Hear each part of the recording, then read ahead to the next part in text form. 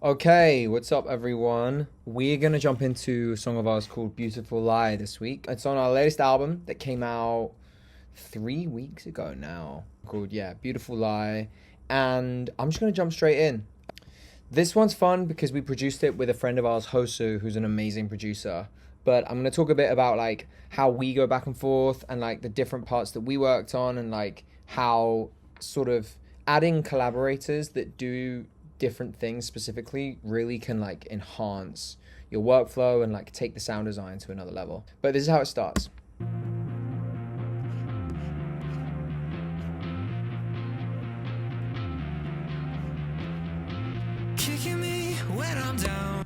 Okay, so pretty simple. This is actually relatively well organized, so we can get through this stuff. So one of the things I quite like about this is the bass tone. Now this was just played live by the Kemper, which is our guitar amp modeler, just a bass setting, one of the bass tones that we liked. And then we've just used this EQ to push through a bit of that like 1.4K-ish area. And what it does, it just helps that bass poke through. It's the... Without it. The amazing thing is it kind of like takes a bit of the mud out at the same time because it emphasizes the right part of the bass that we want to poke through here. And then if you blend that with these two guitar layers that are like a little bit lo-fi sounding, they're not too harsh because we're running them into a filter and we probably chop the top off. Yeah, so check that out. And we've got a bit of sidechain on them at the same time. So the blend of that is quite nice and it allows a lot of space for the vocal to sit. So here we go. Kicking me when I'm down, breaking your glass slipper. Of all the girls in this town, can't believe it fit her. So the reason I like that is it's so simple that the vocal has all the space, all the ability to like be heard and really like cut essentially the second we start the song. We are doing one of my just classic chains, obviously a bit of auto tune, pretty harsh. 22 retune speed, Arvox slamming this pretty hard. When I'm down, breaking your glass slipper. Of all the girls in this town, can't believe it fit her. Got a snake on her tongue, feel it when I kiss her. So these are kind of all doing different things. Just quickly to explain like the way I think about vocals. Basically, we want to compress as much as we can get away with without it sounding just completely sort of unorganic is probably the word I'm looking for, like really sort of processed. So the first compressor I'm using is the Arvox, and then we're going into some multi-band compression where we're sort of like making the vocal feel slightly closer towards us.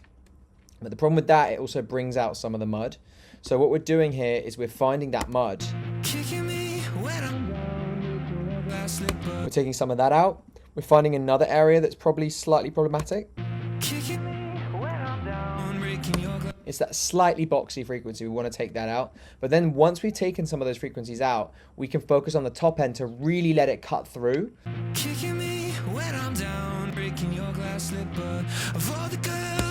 To me, the second you get that level of like, okay, this vocal sounds like the singer's right in front of me, doesn't sound far away, doesn't sound underwater, sounds really exciting, really sort of dramatic, that's when the lyrics and like the emotion translates the best. So that's kind of the process we've got on the vocal. Let's just lean into the pre-chorus here. Actually, let's just jump into those drums real quick. So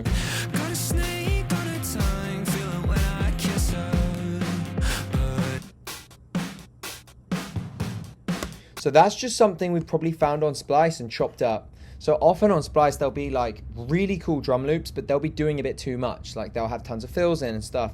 And what I like to do is just like find a piece of it that I like, chop those pieces and rearrange them to make your own groove. Like make a completely new groove, but just use the inspiration that you pull from a specific loop. So the main piece of this is just like the kick that we've added really helps to push the groove along.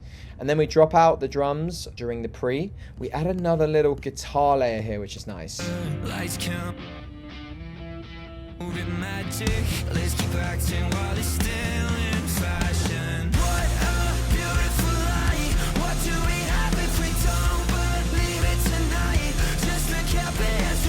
So the hook is kind of where everything gets going. We use that same bass guitar, so we're using it to poke through in the same place that I explained earlier. But the main piece is this 808 stack. So we've got that real low 808, which is probably the new era, my favorite. Yep. Just scrolled through a bunch of different presets, found the one I liked, and then sometimes I'll tweak it to make it like some of the 808 tones that I really like have long decays on them. So like they'll have like a long release, and that'll mean that the 808 doesn't stop. You press it and then it carries on, and you can't then trigger a new one because they'll clash and they'll get all muddy. So essentially I'll just pull that release way down so that I can really get a nice and punchy 808 sound that drops out the second that the note's not playing. And then this Diva preset is just the top end of the bass. It's sort of like slightly squishy sounding synth.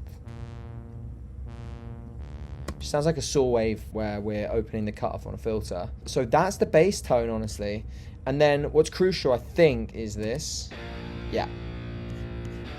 So this is just a power chord setting on Axe Machina, which is a great guitar plugin for Kontakt that I explain a lot, and I always bring it up here. Here it is. I don't think it's expensive either, but it's just got some great basic tones. I don't use it all the time, but I like to use it to like fill pockets. I won't really use it for like my main guitar tone, but I'll use it to like blend in with a lot of other real guitars to just fill in some pockets that aren't quite filled in the frequency spectrum. And then we've got, ooh.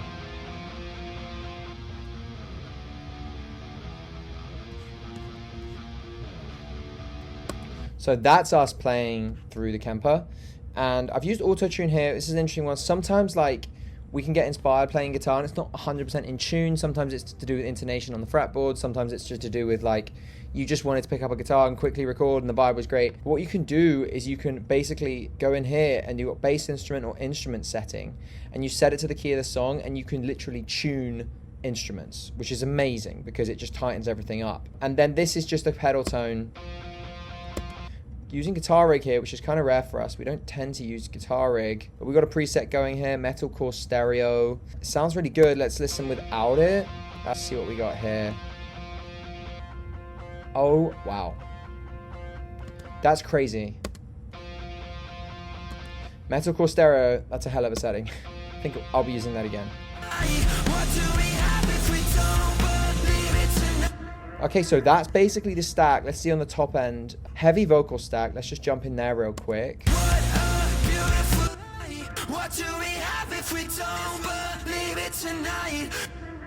So the crazy thing there is if we've probably vocalized these guys together. I think it's a double and a harm.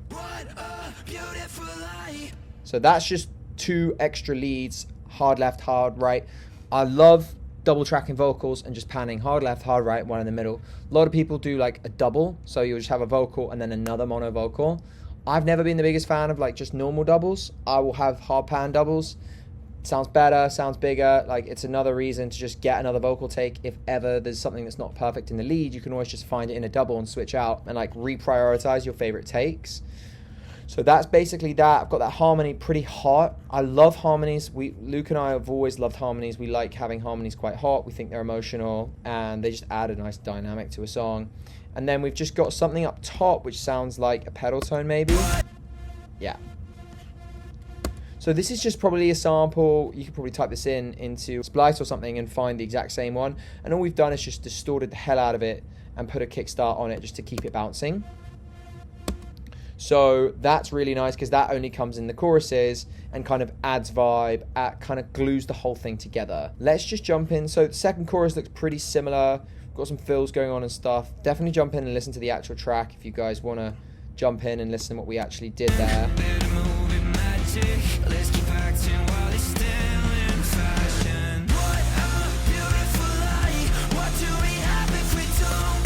So that chorus sounding pretty big. Final chorus, I think we added one more layer or two more layers. All the drums are Superior Drummer. We've just gone in there and like built groove from sort of tapping to find out where we want the kick and the snare. Often I'll just find a kick and snare that I like and then build around that. There's so many grooves in there that like you can always find something that's like relatively close.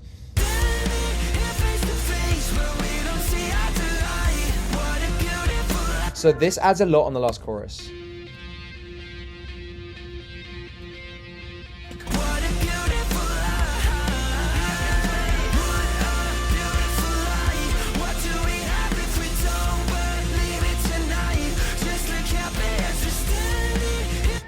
So that is just like another harmonic layer. I find that like harmonies in the guitar sometimes sound better than in the vocal. And I think the reason for that is if you're trying to do like a bunch of harmonies in the vocal, it can sometimes distract from the lead vocal, right? It can distract from like the lead melody and like the very specific harmony that you love and like kind of exists throughout the song, where it's a third or like something that is like emotional. But if you add a bunch of vocal harmonies, it can get really confusing. And you have to be quite careful with that you don't like take away what made the melody great in the first place. But with the guitar harmonies, it can be the same thing if you add too many. But I just find that like you can tuck a guitar harmony away to be like felt but not heard much easier.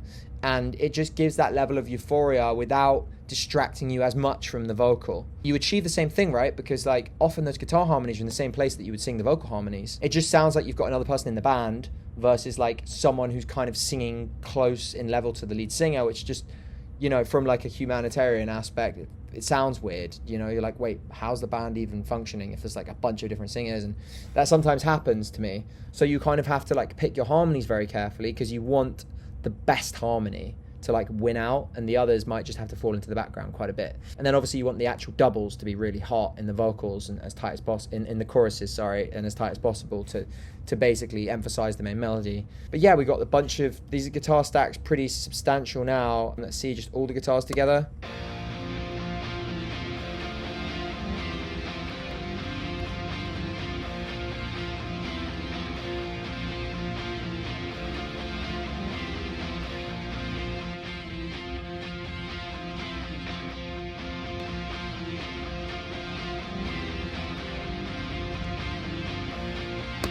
That's pretty much it for this one. I can just take you through the settings on the guitar if you want, just really quickly. Virtual mix, electric guitar 1. I often jump in here and we'll just tweak that one. But really important to take the low end off some of these guitars, because once you're adding this many layers in the guitars, the frequencies that take up the most space tend to be in the low end, and they just clash and just really like combine in a nasty way. So take the low end out whenever you can in guitars. And you normally want to do it for most of the harmonic guitars because your chugs, your bass is going to take up all that kind of low frequency stuff. So yeah, low cut whenever you can. And that's pretty much it, guys. Hope this was interesting and we got some little bits and bobs. We will jump into another one next week. I'm actually going to do something on a song that we produced for someone else potentially next week, which could be really fun because we can talk about like vocal treatment on something different, on a female vocal actually. So we can jump in that and that'll be fun. But for now, appreciate it. And yeah, let me know if there's any questions. I am right now going to look at my last video and see if there's any questions on that one. But take it easy and we will chat soon. Bye.